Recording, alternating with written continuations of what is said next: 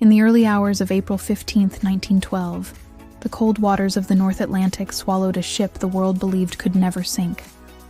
The RMS Titanic, the most luxurious and advanced ocean liner of its time, vanished beneath the waves on its maiden voyage, taking with it more than 1,500 lives. Over a century later, the name Titanic still sends a chill down our spines. But beyond the tragic headlines and Hollywood dramatizations lies a deeper story. A story of ambition, arrogance, innovation, and fatal mistakes. This is the untold truth of the Titanic disaster, and why it was, perhaps, a tragedy waiting to happen. Before we dive into the chilling night of the sinking, let us step back and understand what made the Titanic so extraordinary, and why people believed it was truly unsinkable. Built by the White Star Line, Titanic was the crown jewel of a new era in transatlantic travel. It was enormous, over 880 feet long, taller than most buildings of its time, and designed to carry more than 2,200 passengers and crew across the Atlantic in unparalleled comfort. It wasn't just a ship.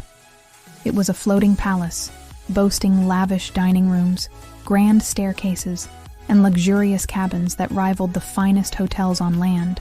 Engineers touted its advanced safety features, like a double-bottomed hull and 16 watertight compartments.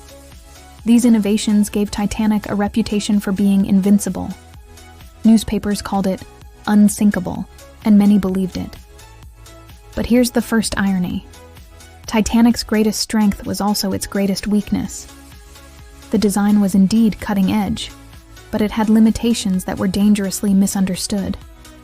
Those famous watertight compartments, for example, didn't extend high enough. If more than 4 compartments flooded, water could spill over like a series of cascading dominoes. That design flaw turned what might have been a survivable accident into a death sentence. As Titanic prepared to depart Southampton on April 10, 1912, it carried with it some of the wealthiest people in the world, along with hundreds of immigrants seeking a new life in America. Spirits were high, the weather was clear, and the journey ahead seemed full of promise. But beneath the optimism, there were signs of danger that would soon be ignored. Throughout the voyage, Titanic received multiple ice warnings from other ships in the North Atlantic. The waters ahead were treacherous, filled with icebergs drifting south from Greenland. Yet Captain Edward Smith, a veteran mariner nearing retirement, pressed forward at near top speed, over 22 knots. Why the rush? Partly, it was to make headlines. A fast crossing meant prestige for White Star Line, and many historians believe there was subtle pressure to arrive early in New York. And then came the night of April 14th. The air was eerily still. The temperature had dropped below freezing. Yet the ship's crew, confident in their unsinkable vessel, took no special precautions. Lookouts had no binoculars. The ship's powerful searchlights were never used. And despite repeated iceberg warnings, the course was never altered significantly. It was a recipe for disaster. At 11:40 p.m., lookout Frederick Fleet spotted a dark shape looming ahead. "Iceberg, right ahead!" he shouted. First Officer William Murdoch ordered the ship to turn hard to port, and engines reversed. But it was too late.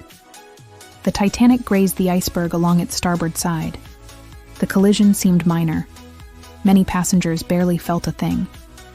But beneath the surface, the iceberg had ripped open the hull, flooding 5 compartments. The unthinkable was now inevitable.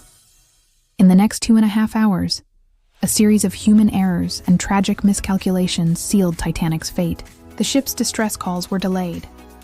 Lifeboats were launched half-empty because many passengers refused to believe the ship was sinking. The crew followed outdated evacuation procedures. And perhaps most heartbreaking of all, there weren't enough lifeboats for everyone on board. Titanic carried only 20 lifeboats, enough for about half its passengers. Why? Because regulations at the time based lifeboat requirements on a ship's tonnage, not its passenger capacity. The ship's owners also believed that too many lifeboats would clutter the deck and spoil the view. As the ship's bow dipped lower into the icy sea, panic and disbelief spread. The band famously played on, trying to calm the passengers. Some clung to hope until the very end, refusing to board lifeboats because they still believed the Titanic couldn't sink. But by 2:20 a.m., the once proud ship split in two and disappeared beneath the surface, leaving over 1,500 souls to perish in the freezing waters. Pause for a moment and imagine the silence that followed. The cries of those struggling in the water, the stunned survivors in half-empty lifeboats, watching the spot where Titanic had vanished. It's one of the most haunting moments in maritime history. But the story doesn't end there. The Titanic disaster sparked outrage and soul-searching around the world. How could the most advanced ship ever built sink so quickly? And how could so many lives have been lost on a vessel deemed unsinkable? Investigations on both sides of the Atlantic revealed the uncomfortable truth. The tragedy was not caused by a single mistake, but by a chain of failures.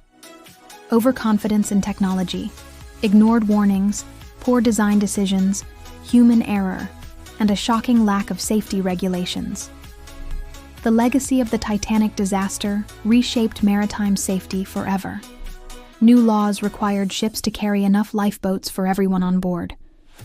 Continuous radio watches became mandatory, ensuring distress calls would never again go unanswered. Ice patrols were established to monitor the North Atlantic.